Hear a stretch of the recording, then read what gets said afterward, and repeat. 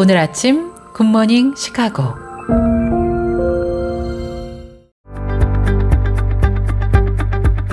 청취자 여러분 안녕하십니까? 11월 10일 월요일 KCBS 굿모닝 시카고 시작합니다.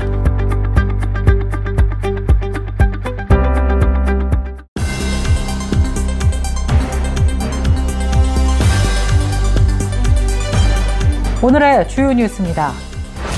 트럼프 대통령이 연방대법원을 향해 자신의 관세 정책 정당성을 거듭 주장하고 나섰습니다. 연방법원이 셧다운 장기화로 저소득층 식비 지원금을 일부만 집행하겠다는 연방정부의 계획에 다시 제동을 걸었습니다. 로드아일랜드 연방법원 존 매커멜 판사는 6일 트럼프 정부가 11월 영양보충지원 프로그램 SNAP 급여를 7일까지 전액 지급하라고 명령한 것입니다. 앞으로 외국인들이 미국에서 이민비자를 신청할 때 당뇨병이나 비만 등 특정 질환이 있을 경우 비자 발급이 거부될 수 있다는 보도가 나왔습니다. 요즘 연방정부 셧다운 장기화로 인해서 항공관제사 인력이 부족해지면서 수천 편의 항공편이 결항되거나 운항이 지연돼 시민 불편을 초래하고 있습니다. 그랜드 캐니언 웨스트에서 60대 남성이 절벽 아래로 추락해 숨졌다고 현지 당국이 밝혔습니다. 현지 카운티는 지난 7일 후알라파이 원주민 보호구역 내 구아노 포인트에서 한 남성이 절벽 가장자리에서 미끄러져 협곡 아래로 떨어졌다는 신고를 받고 출동했다고 전했습니다. 이민자 보호교회 네트워크가 주최한 제8회 연례 심포지엄이 지난 6일 오후 2시부터 뉴욕의 리틀렉 소재 친구교회에서 열렸습니다. 강화된 이민 단속 시대, 한인교회와 단체들의 연대와 대응을 주제로 열린 이번 행사는 최근 미국 연방정부의 반이민 정책 강화에 대응해서 한인교계와 시민사회가 공동 전선을 구축하기 위해 마련됐습니다. 뉴욕지구 한인교회협의회가 11월 4일 오후 교회협회관에서 헌법 개정을 위한 임시총회 속회를 열고 회무를 진행했습니다. 미국 성인들의 성경 읽기가 다시 늘고 있다는 새로운 연구 결과가 나왔습니다. 바나그룹과 글루가 진행한 교회 현황 연구에 따르면 2025년 현재 매주 성경을 읽는 미국인은 42%로 2024년 30%에서 12% 상승했습니다. 기독교인 응답자만 살펴보면 이 비율은 50%로 증가해 지난 10여 년 중 최고 수준을 기록했습니다. 이상 오늘의 주요 뉴스 전해드렸습니다. 첫 소식입니다. 트럼프 대통령이 연방대법원을 향해 자신의 관세 정책 정당성을 거듭 주장하고 나섰습니다. 지난 9일 소셜미디어를 통해 트럼프 대통령은 기업들이 미국으로 몰려드는 건 오로지 관세 덕분이라면서 대법원은 이런 현실을 모르냐고 비난하며 대체 무슨 일이 벌어지고 있는 건가라고 적었습니다. 최근 대법원이 지난주부터 대통령의 관세 부과 권한 적법성을 검토하기 시작하자 트럼프 대통령은 관세를 부과할 권한이 있다는 점을 줄곧 강조하고 있습니다. 트럼프 대통령은 미국 대통령은 외국과의 무역을 중단할 수 있는 권한이 있다면서 의회도 이를 승인했다고 말했습니다. 이어 다른 나라들은 우리에게 관세를 부과하면서 우리는 할 수 없다며 그건 그들의 꿈일 뿐이라고 덧붙였습니다. 트럼프 대통령은 또 관세에 반대하는 사람들은 바보다라고 언급을 하며 미국은 지금 세계에서 가장 부유하고 존경받는 나라라고 강조했습니다. 트럼프 대통령은 또 이 모든 성과는 관세 덕분이라며 관세가 없었다면 이런 일은 불가능했을 것이라고 썼는데요. 고소득층을 제외한 모든 국민이 최소 $2,000의 배당금을 받을 것이라고 주장하며 401k는 역대 최고 수준이고 수조 달러의 부를 창출하고 있다고 거듭 강조했습니다. 연방정부 셧다운 사태를 끝낼 수 있는 희망은 결국 건강보험 혜택 지속 여부에 달린 것으로 조사됐습니다. 민주당이 정부 셧다운을 끝내는 대가로 만료 예정인 ACA 새 공제를 1년간 연장하는 방안을 제안했다는 내용을 여러 소식통이 언론들에게 전달하고 있어 공화당의 수용 여부가 관심의 대상입니다. 온라인 매체 악시오스는 이와 관련해서 척 슈머 연방상원 민주당 원내대표가 지난 7일 민주당이 건강보험 혜택이 지속되는 것을 조건으로 해서 셧다운 종료 법안에 투표할 의향이 있음을 시사했다고 보도했습니다. 척 슈머 원내대표는 상원에서 행한 발언을 통해 민주당이 매우 단순한 타협안을 제시하고 있다는 점을 강조했는데요. 문제는 공화당이 아직도 이를 받아들이지 않고 있다는 점입니다. 연방상원 공화당 원내대표는 이 같은 척 슈머 민주당 상원 원내대표 제안을 즉각 거부한 것으로 나타났습니다. 논의할 가치도 없는 안이라면서 존 툰 상원 공화당 원내대표는 거부 의사를 분명히 나타냈습니다. 한편 민주당의 제안은 오바마 케어 세액 공제 연장안을 기존에 발의돼 있는 세출 법안에 추가하는 것을 포함합니다. 또 장기적인 헬스케어 개혁 협상을 위한 초당적 위원회 구성도 제안했습니다. 연방법원이 셧다운 장기화로 저소득층 식비 지원금을 일부만 집행하겠다는 연방정부의 계획에 다시 제동을 걸었습니다.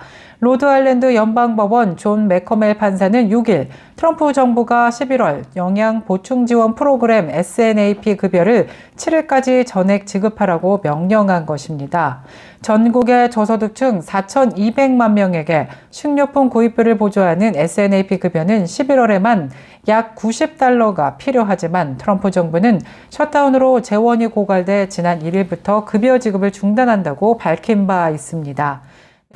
앞으로 외국인들이 미국에서 이민 비자를 신청할 때 당뇨병이나 비만 등 특정 질환이 있을 경우 비자 발급이 거부될 수 있다는 보도가 나왔습니다. CBS 등 주류 언론에 따르면 미 국무부는 전 세계 대사관과 영사관에 보낸 전문에서 비자 담당관에게 신청자의 나이와 건강 상태, 그리고 공적 혜택에 의존할 가능성을 입국 자격 박탈 사유로 추가하도록 지시했습니다. 지침은 이민자들의 건강 문제나 나아가 미국 자원의 잠재적 고갈 요원인 공적 부담이 될 수 있다면서 비자 신청자들의 건강을 심사 절차에서 중점적으로 고려해야 한다고 명시했습니다. 또한 비만, 수면 무호흡증, 고혈압 등도 공적 부담 가능성이 있는 질환으로 평가하라고 권장했습니다. 전문가들은 이번 조치가 서류 미비자 추방과 이민 제한을 강화하려는 트럼프 정부의 정책 기조에 따른 것이라면서 만성 질환자에 대한 비자 거부가 현실화될 경우 논란이 더욱 커질 것이라고 지적했습니다. 요즘 연방정부 셧다운 장기화로 인해서 항공관제사 인력이 부족해지면서 수천 편의 항공편이 결항되거나 운항이 지연돼 시민 불편을 초래하고 있습니다. 로이터 통신에 따르면 연방항공청이 항공편 운항 감축을 지시한 지 이틀째인 지난 8일 취소된 항공편은 1,460편, 운항이 지연된 항공편은 6,000편에 달했습니다. 첫날인 7일에는 1,025편이 결항되고 7,000여 편이 지연됐습니다. 평소에도 혼잡도가 심한 애틀란타 공항에서는 항공편 운항이 평균 282분이나 지연됐습니다. FAA는 셧다운 장기화로 관제사 인력이 부족해지고 남아있는 인력의 피로도가 증가하면서 안전에 대한 우려가 커지자 40개 주요 공항의 항공편 운항을 10%까지 단계적으로 감축하겠다고 발표했습니다. 이에 따라 뉴욕과 시카고, 애틀란타 등 주요 허브 공항이 모두 감축 대상에 포함됐고 아메리칸, 델타 항공, 사우스웨스트, 유나이티드 항공 등 주요 항공사가 영향을 받고 있습니다. 그랜드 캐니언 웨스트에서 60대 남성이 절벽 아래로 추락해 숨졌다고 현지 당국이 밝혔습니다. 현지 카운티는 지난 7일 후알라파이 원주민 보호구역 내 구아노 포인트에서 한 남성이 절벽 가장자리에서 미끄러져 협곡 아래로 떨어졌다는 신고를 받고 출동했다고 전했습니다. 수색 구조대는 남성의 시신을 절벽 아래 약 130피트 지점 바위 더미에서 발견했습니다. 구조대는 밧줄을 이용해 도르래 장치를 설치한 뒤 시신을 끌어올렸다고 밝혔습니다. 수습된 시신은 현지 카운티 검시소로 옮겨졌으며 사망자는 65세 남성으로 확인됐고 신원은 아직 공개되지 않았습니다. 과거에도 인근 그랜드 캐니언 웨스트 지역에서는 추락 사망 사고가 보고된 바 있습니다. 계속해서 교계 소식이 이어집니다. 이민자 보호교회 네트워크가 주최한 제8회 연례 심포지엄이 지난 6일 오후 2시부터 뉴욕의 리틀렉 소재 친구교회에서 열렸습니다.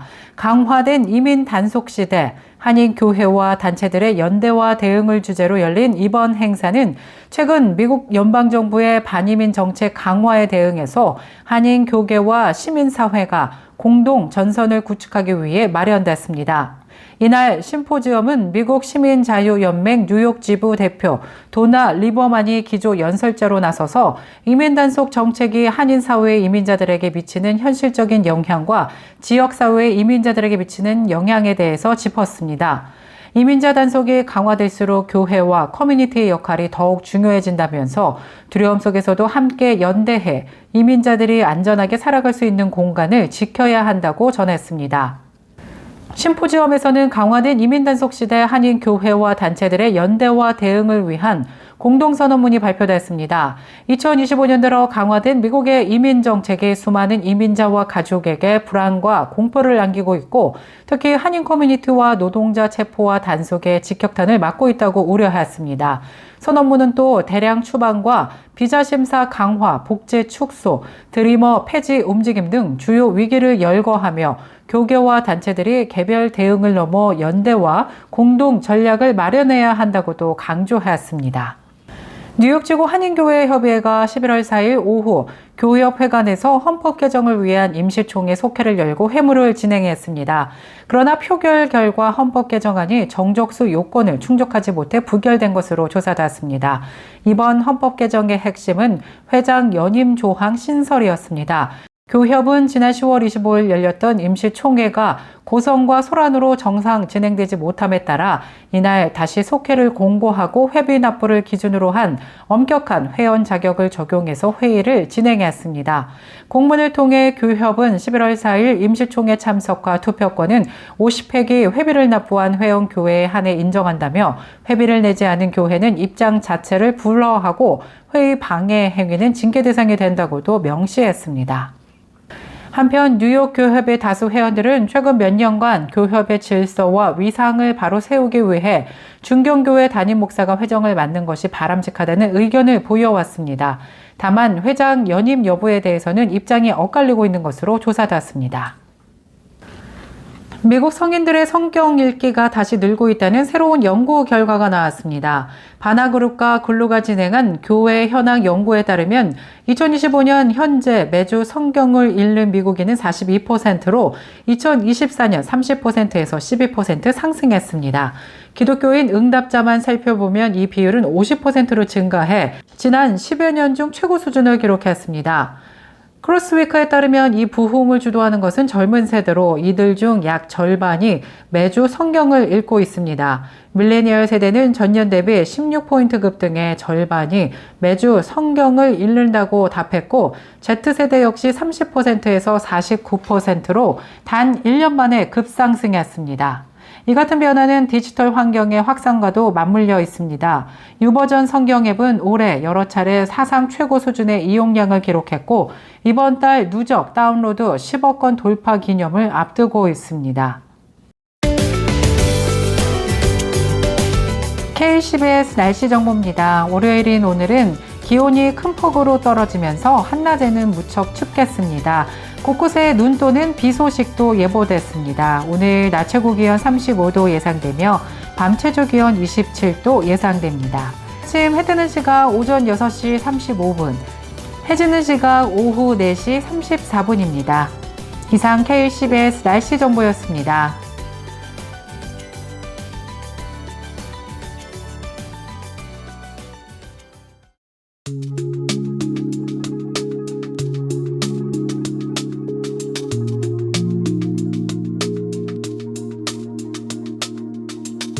이상으로 KCBS 굿모닝 시카고 뉴스를 마치겠습니다. 지금까지 진행의 아나운서 유정임이었고요. 저는 내일 이 시간에 더욱더 풍성한 소식으로 다시 찾아뵙겠습니다. 오늘도 주님 안에서 평안한 하루 보내시길 바라면서 청취해주신 모든 여러분 고맙습니다. 굿모닝 시카고 뉴스는 삶을 마무리하는 순간을 여러분과 함께합니다. 가장 저렴한 비용과 신뢰를 바탕으로 정성을 다하는 줄리심 장의사, 최신 학문과 기술 연마를 통해 최상의 치료로 보답하는 김강수 치과, 모든 보험을 원스톱으로 해결해드립니다. 한인사회를 위한 박상화 종합보험, 최고의 상품으로 소비자의 행복을 책임지는 영신건강 제공으로 함께합니다.